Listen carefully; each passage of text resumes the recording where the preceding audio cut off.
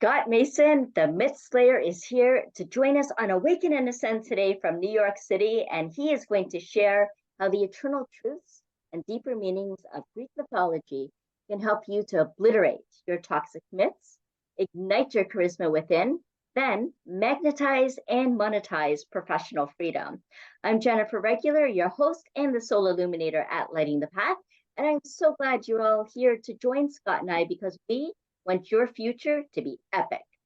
Scott shared a vision with me of a world in which every single person hears the oracle within, authors their own book of myths, lives like a hero, and declares themselves a creative, resilient, and fully actualized Olympian. And I am so excited to welcome him and all of you to the show. First, let me tell you a little bit about Scott Mason. He is the Myth Slayer, who takes audiences looking to elevate their leadership, increase impact, and find a powerhouse personal voice on an odyssey to magnetize and monetize professional freedom. After graduating from Columbia Law School, Scott worked for over 20 years as an attorney and C-suite executive before successfully growing and scaling a manufacturing company. Scott's insights have appeared in book compilations and online magazines, as well as on television and podcasts. Welcome, Scott. This is so exciting that you're here. I just love that you are visiting us from New York City today. So welcome. Thank you. And I've got to say, without any disrespect to anyone else, New York City kind of is Mount Olympus, at least to me. I love it. And I love how we can, put our whole life story in a paragraph when we're asked to share a bio. And so I know there's a lot more than, what I read. There's a lot more on the surface. What I'm really curious about, Scott, is what lit your path? What set you on this journey? Part of me feels like it was destiny. Well, a lot of it was destiny, but part of me also feels like it was an attempt to move beyond circumstances that were limiting, to say the least, outright awful, to be more blunt, and make something of this one life that I have. Originally, I may have been motivated by a desire to escape an oppressive environment in which I grew up, and so was reactive, and that reactivity brought me on my journey. But as I moved along and grew spiritually as well as emotionally, it became more of a desire to fully self-express, bring what I have out into the world, and to be able to serve as many people as possible. So that's sort of a general question, and it is a general answer, and I'm not sure if it is a little bit too general, but at the end of the day, that's at the core of what my spiritual journey has been about and why I do what I do. Yes, I love that you talk about oppression because I've seen and witnessed and experienced that too, in the way that we can become dispirited by our peers, our family, by thoughts and beliefs even that are inside our own head, or expectations and obligations that get imposed on us. So much so that at the age of 10, and the way I was observing the world, I was creating this book. You talk about authors making this book and their compilation. And what I was compiling was how society determines our destiny. And then recognizing that that doesn't necessarily have to be the case. We don't have to flow with society, that we can determine our own destiny. And we can really cultivate our passion and what we really stand for and be able to pass that on. Like when you break up the word passion, it's pass I on, your eyes being your soul's expression of what you're here to pass on in this lifetime. So I loved how you talked about stepping into a full expression of who you are, and then being able to express that through Greek mythology and using those kind of analogies and myths. And yet you call yourself a myth slayer. So are you saying the myths are actually myths, or how does that all come into play? Very, interesting. And that ties into something that you said a little earlier that I grabbed onto, and I said to myself, I'm determined to make sure that during this episode we address this. And that is when you said, when you were younger, you began to understand that so often our life trajectories are based on social expectations or what other people expect of us. That goes as to the very heart of the answer to the question that you just asked.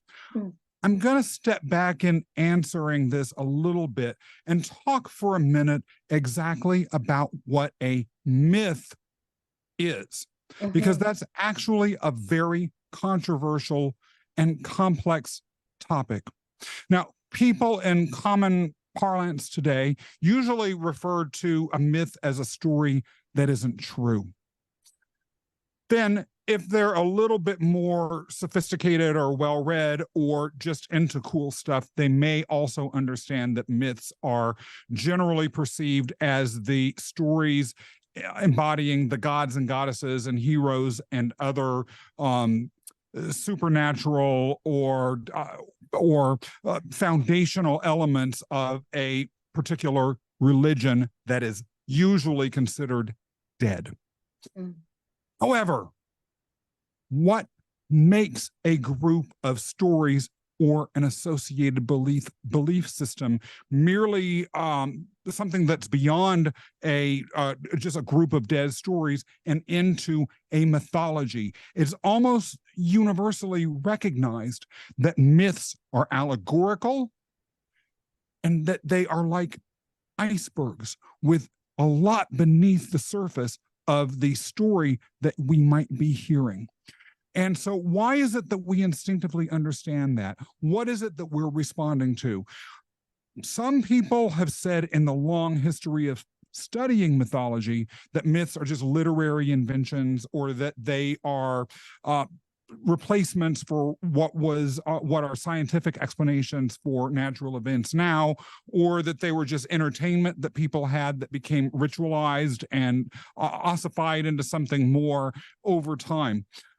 The best understanding of what mythology is that I've been able to wrap my arms around is that mythology is, or a mythology is the set of stories that identifies a people as a people.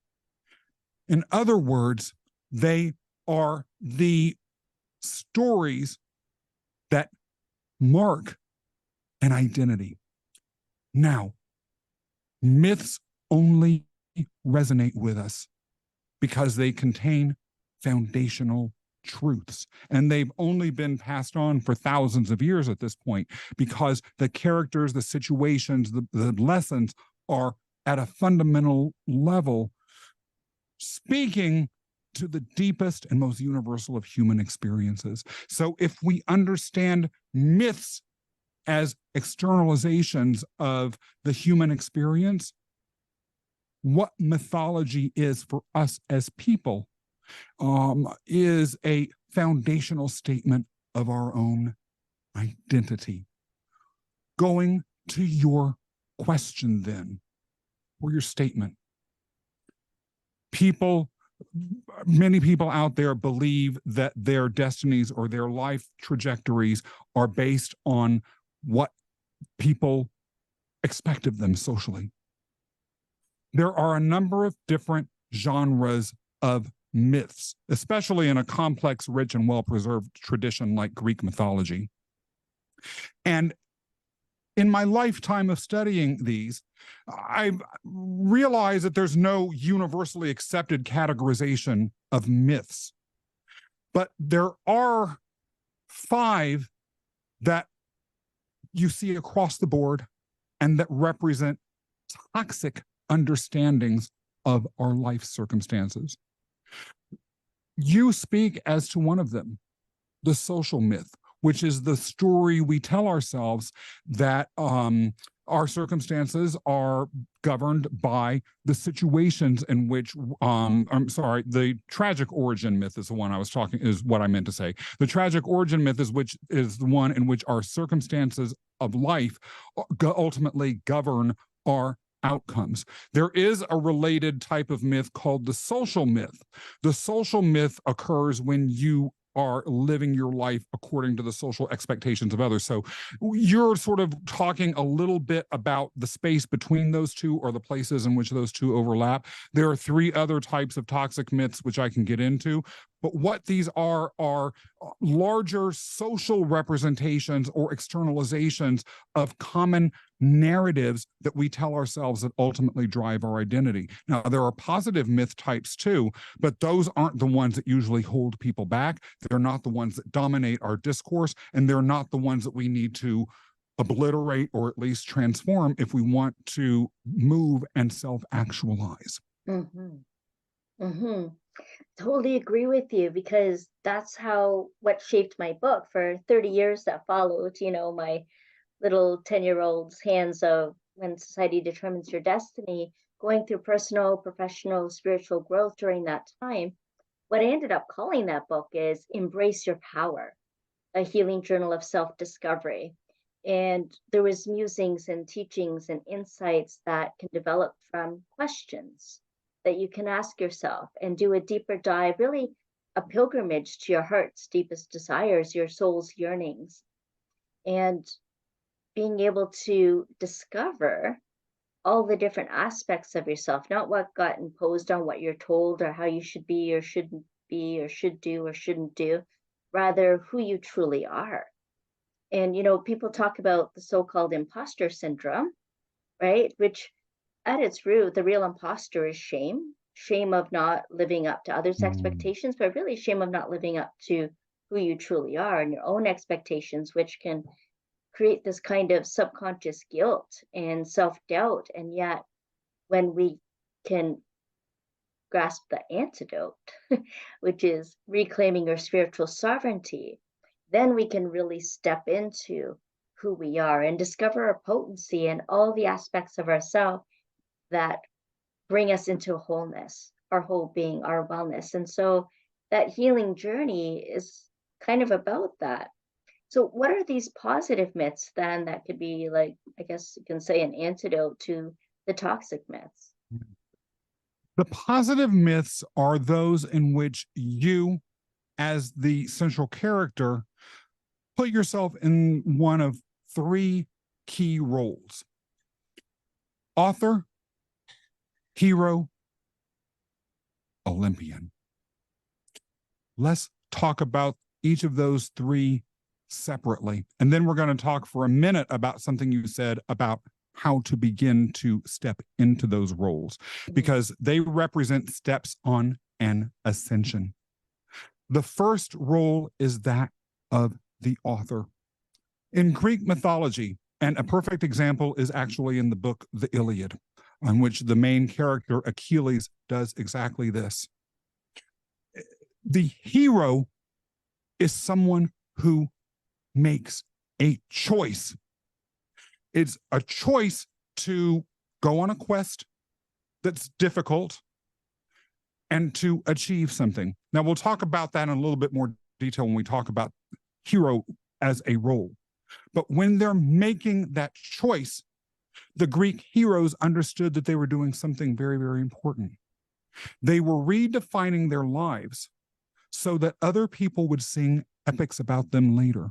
In other words, they were creating the myths that they would later be the central character within.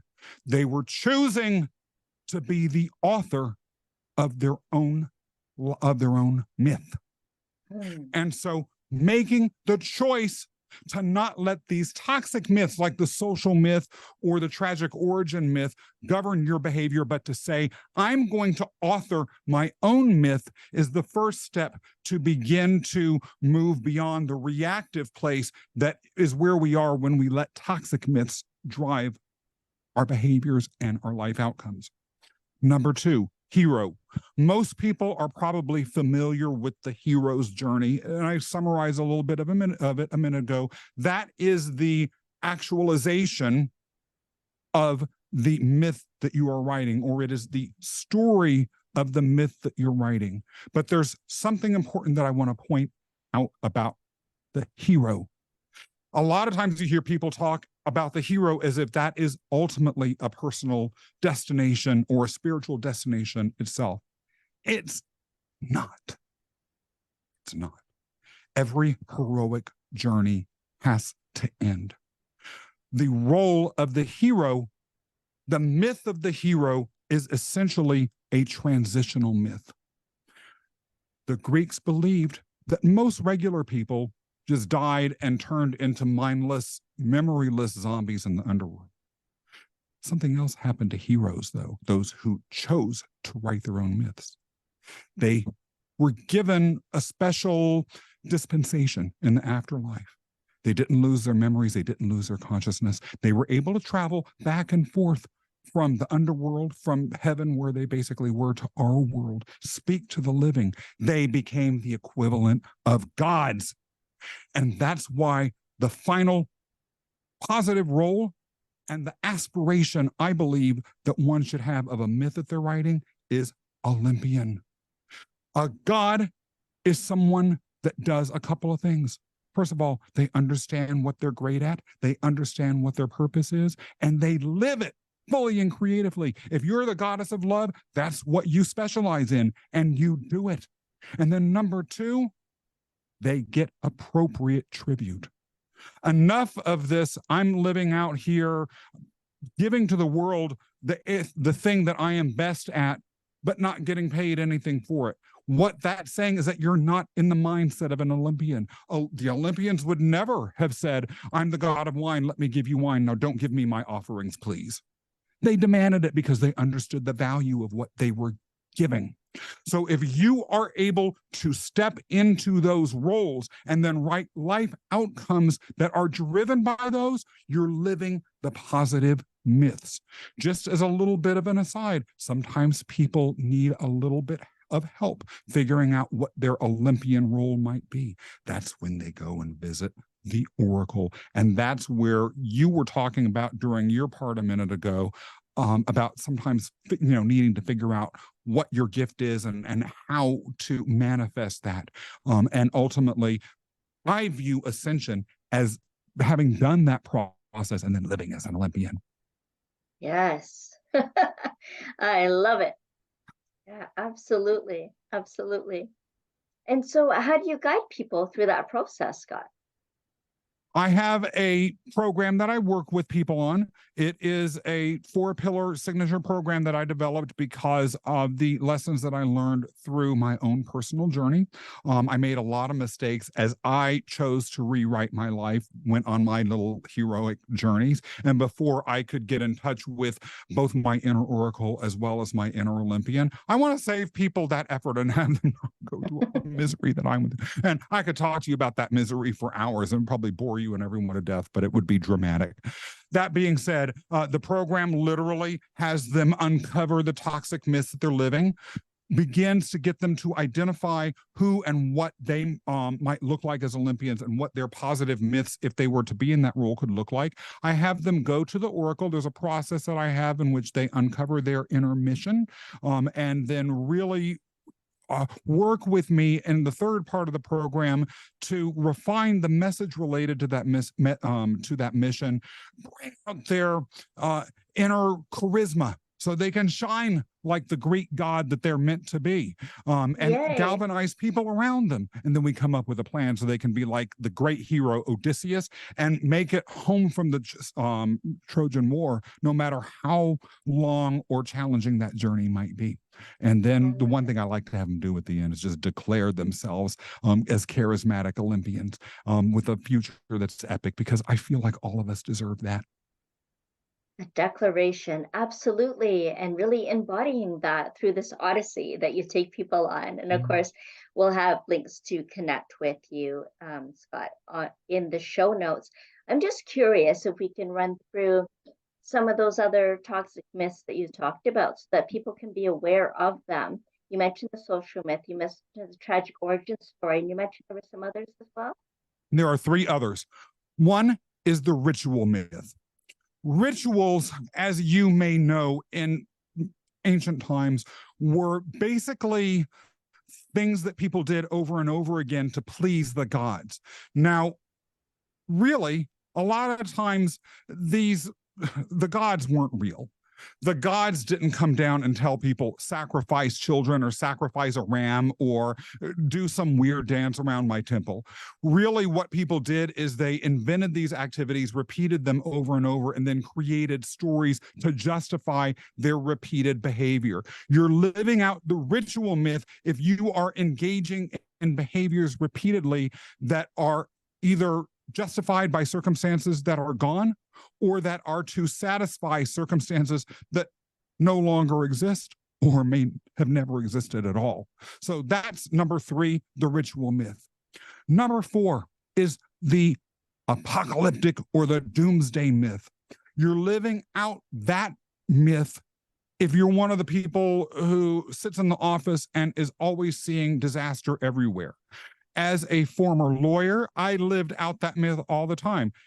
Anyone I worked for would have some proposal, and all I would see would be the lawsuits and the risks and all that sort of thing. I only saw disaster. Personally, I went through this very cynical phase. No matter what I do, poor me, I'm going to end up screwing up my life. And that really held me back. If you believe that every day is a doomsday, you're living out the doomsday or the apocalyptic myth. Finally, there's the underworld myth. This myth, Jennifer, we see a lot of. The underworld myth is one in which you are existing in the modern equivalent of Hades. Like I said a little while back, the ancient Greeks believed that when you died, you lost your memories, you lost your consciousness. You were just a shade walking around in this netherworld forever, unless, of course, you were a hero. But if you were just a regular person, that was your future for eternity. You had no spiritual underpinning, no spiritual life. That's what a zombie is. It's a human body without a soul. And that's exactly what someone who lives in the underworld myth is experiencing. I have to say, Jennifer, I am an expert on all of these things, really not because I studied mythology my whole life, because I lived all of those, every one of them. And they all were awful. And I had to get rid of them all before I could do anything. And as we talked about a little bit before the show, you can go through an entire process, come out as an Olympian, but you're in that new position for a while, and then you realize new versions of the myth have cropped up, or the toxic myths resurfaced in ways that you might not have even realized were there, or even new toxic myths that might not have been your issue before, now suddenly are becoming issues. And understanding that those are always possibilities and that we have the power within them to continually rewrite our story and reinvent ourselves is something that is part of what I've needed to do, and that I ask all of my clients to do if we really want to continually ascend in our lives. Yes, we do. We want to continually ascend our lives. And so I'd like to ask the audience that are listening and watching this today, what myth you resonate with, what myth you think you're living out in your life right now, any of the toxic myths or the positive myths. But probably right now, if you're watching this, you're relating more to the toxic myths and gathering some more awareness around that. So I'd love for you to share in the comments what you feel that you've been touched about in these myths that Scott has been mentioning. And if they want to work with you, Scott, or get in touch with you, then what are the ways that they can connect? I'll make it simple and easy. myfreedomrocks.com. myfreedomrocks.com. That's Scott Mason Central. That's Toxic Myth Central. It is also Author, Hero, and Olympian Central. And by the way, if they mention, so there is an email opt-in on the website.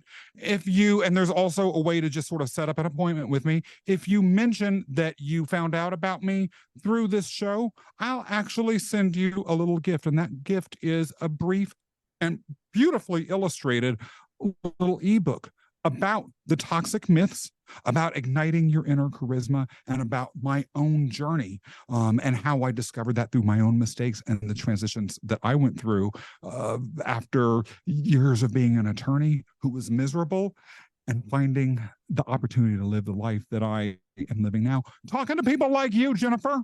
Yay! A lot more fun than sitting doing document requests in some boring office somewhere.